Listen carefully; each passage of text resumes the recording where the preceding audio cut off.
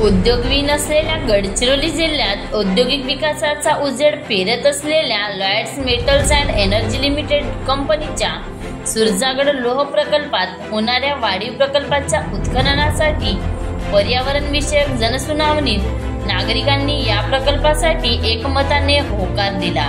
तसेच औद्योगिक विकासासोबतच सर्वांगीण विकासाची रास्त अपेक्षा व्यक्त केली। प्रकल्पाच्या परिसरातील 30 गावातील सरपंच, पदाधिकारी, नागरिक व लोकप्रतिनिधीच्या उपस्थितीत मंगळवार 28 जानेवारीला स्थानिक जिल्हाधिकारी कार्यालयातील नियोजन भवनात ही पर्यावरण विषयक जनसुनावणी पार पडली। एटापल्ली तालुक्यातील सुरजागड लोह प्रकल्पामुळे स्थानिक नागरिक, युवक युवतीच्या हाताला काम मिळाले, त्यामुळे या भागातील युवक युवती आर्थिकदृष्ट्या सक्षम होत आहेत। लॉयड्स मेटल्स कंपनीच्या माध्यमातून या भागात रोजगार निर्मितीला वेग देण्यात आला असून या ठिकाणी नव्याने तब्बल 6000 युवक युवतींची पदभरती केली जाणार आहे। या कंपनीमध्ये अहेरी विधानसभा क्षेत्रातील स्थानिक युवकांना प्राधान्य देण्याची मागणी उपस्थित लोकप्रतिनिधींनी केली। लॉयड्स हेडरी येथे सुसज्ज असे रुग्णालय निर्माण करून अतिदुर्गम एटापल्ली तालुक्यातील रुग्णांसाठी योग्य उपचाराची सोय करून दिली आहे। तसेच रुग्णालय आल्लापल्ली किंवा अहेरी येथे सुरू करून या ठिकाणी तज्ञ डॉक्टरांची नेमणूक करण्याची मागणी करण्यात आली। दरम्यान परिसरातील नागरिकांनी या प्रकल्पामुळे परिसराचा विकास, आरोग्य, शिक्षण, रोजगाराची मागणी करतानाच पर्यावरण संतुलन राखले जाईल अशी अपेक्षा व्यक्त केली। लॉयड्स मेटल्सने रुग्णालयासोबत परिसरातील विद्यार्थ्यांच्या शिक्षणासाठी CBSE अभ्यासक्रमाची शाळा सुरू केली आहे, त्यामुळे या भागातील गरजू गरीब विद्यार्थ्यांना इंग्रजी शिक्षणाची सोय झाली आहे। परिसरातील पर्यावरण व संस्कृतीला कुठलीही बाधा पोहोचणार नसल्याने शिक्षण, आरोग्य, पिण्याचे पाणी, रस्ते आदी सुविधा निर्माण करण्याकडे कंपनीने लक्ष द्यावे अशी मागणी नागरिकांनी केली। जिल्हाधिकारी कार्यालयातील नियोजन भवनात पार पडलेल्या पर्यावरण विषयक जनसुनावणीला एटापल्ली तालुक्यातील बहुसंख्य नागरिक, युवक युवती, महिला उपस्थित होते। उद्योगविहीन आणि बेरोजगारीने गाजलेल्या गडचिरोली जिल्ह्यात पहिल्यांदाच औद्योगिक विकासाची मुहूर्तमेढ रोवणाऱ्या Lloyds metals and energy Limited च्या वाढीव प्रकल्पासंदर्भातील ही द्वितीय जनसुनावणी होती। यापूर्वी गुरुवार 23 जानेवारी 2025 ला कोनसरी येथील लोह खनिज प्रकल्पाच्या विस्तारीकरणासाठी जनसुनावणी अतिशय उत्साहात व शांतमय वातावरणात पार पडली। विशेष म्हणजे पहिल्या जनसुनावणीतही विस्तारीकरणाअंतर्गत असलेल्या गावातील नागरिकांनी लॉयड्स लोह प्रकल्प विस्तारीकरणाचे एकमताने स्वागत केले। सोबतच स्थानिकांना रोजगार व आरोग्य, शिक्षण सारख्या महत्त्वाच्या सुविधा पुरविण्याची मागणी कंपनीकडे केली।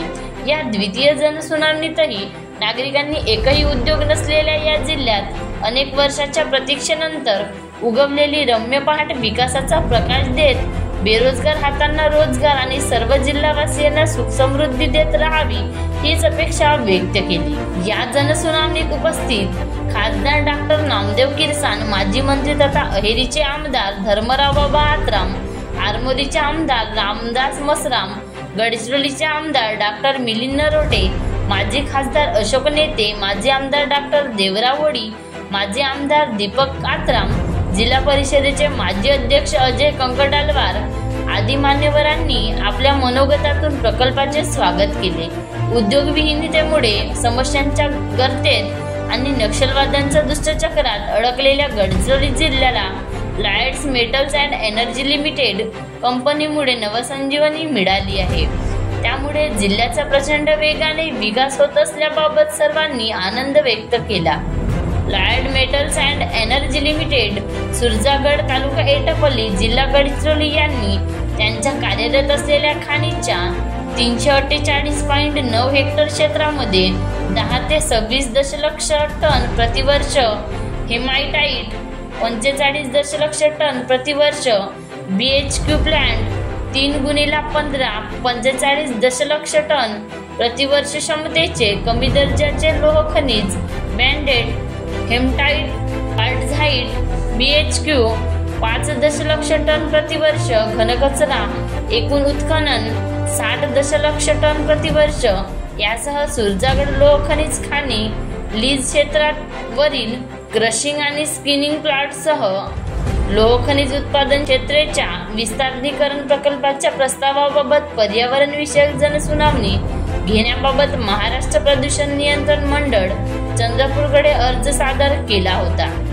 एटापल्ली तालुक्यातील नागुलवाडी, मोहली, कारंपल्ली, एकरा खुर्द, झारेवाडा, पेठा, मरकल, रेकनार, आलदंडी, पुरसलोगोंदी, हेडरी, बांडे, मुंगेर, गोडेल, इतलनार, सुरजागड, नेडेर, मलमपाड, मलमपहाडी ही गावे या प्रकल्पाचा प्रभाव क्षेत्रात येणार आहेत। या प्रस्तावित प्रकल्पाकरिता भारत सरकारच्या पर्यावरण व वन मंत्रालय नवी दिल्लीचा 1 डिसेंबर 2009च्या सुधारित अधिनियमान्वये ही पर्यावरण विषयक जनसुनावणी आयोजित करण्यात आली होती।